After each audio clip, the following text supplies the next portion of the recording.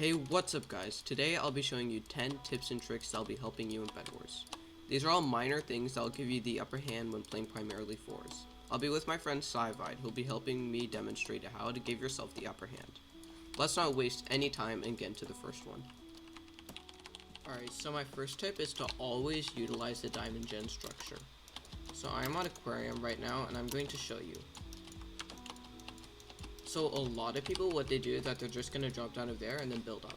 But what's really good is to instead build up to over here, go to here, and then just do this really quick parkour, and then build up from here. This gives you a really good height advantage and allows you to outplay your opponent, because now you don't have to bridge as high compared to over there, and you can get the bed much more easily. Also, it makes it much harder for your opponent to go offensive, because if they drop down from there, they're going to have to build all the way up to get your bed. So we could drop down here and just take their bed and move on. On Lectus, instead of just dropping down and bridging up from here, it's a good idea to come up to this white archway thing and just bridge off of here. Some people like to bridge to go like this between the arches, but it's also useful to just go around. This allows you to have a better height advantage and not have to build up as high from the bottom. Also makes it more difficult for your opponents to attack you. So here, depending on the bed defense, you can either just clutch on here or go up to here and just drop TNT. Because Sia has a butterfly defense, I'm going to ladder clutch and either stall for my opponent to get or just kill Sia and buy pickaxe. On Carapace, I usually just go like this and bridge around from here, but I have a couple friends who will just bridge off from here. I don't really like to do this because then you kind of get a weird position, but it's viable. Carapace doesn't really have too many really good options for bridging.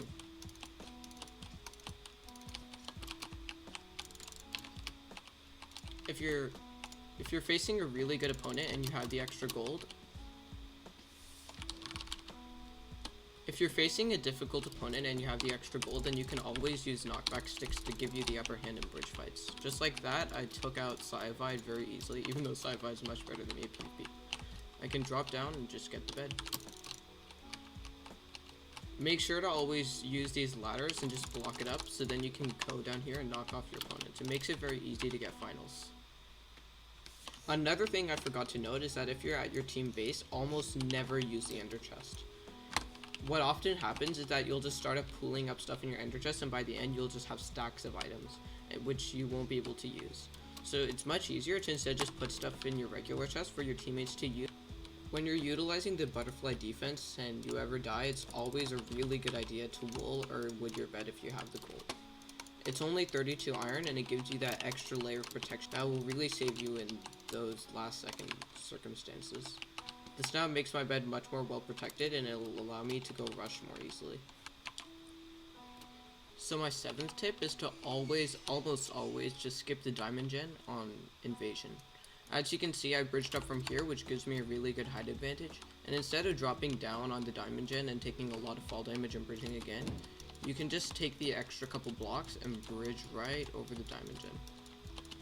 This will allow you to have a cleaner bridge and have easier access to the enemy base while they will have difficulty accessing your base.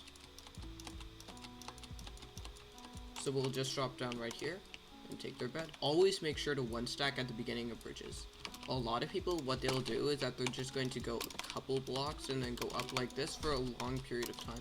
And then what happens is that if their opponent is coming towards them, they can easily just place blocks and have the upper hand in bridge fights. But if you one stack at the beginning, then the majority of the bridge is just fought and it makes it much tougher for your opponent to fight you. So let's say you're at an enemy base and all the opponents are on their bed and trying to fight you. And instead of trying to drop down and taking the bed when you know that you can't, it's much better to instead just stay up here and stall. So that way if anybody comes up, you can just knock them down and you can wait for your teammates to come and help you get the bed. Because a 1v4 is very difficult to do, and it's better to just prevent them from going anywhere by holding above their base. You can also utilize the island topper to your advantage.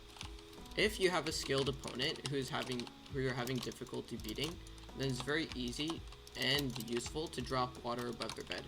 Just like this, you can drop water and it makes it much more difficult for them to defend their bed.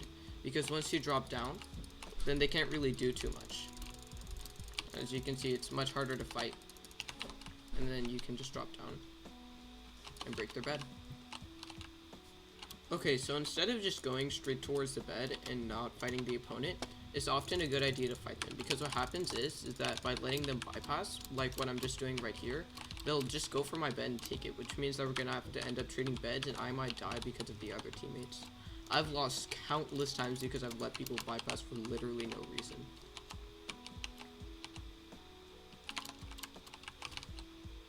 Thanks so much for watching to the end. I'll have some bonus tips in the comments section. If you think I missed anything, feel free to let me know.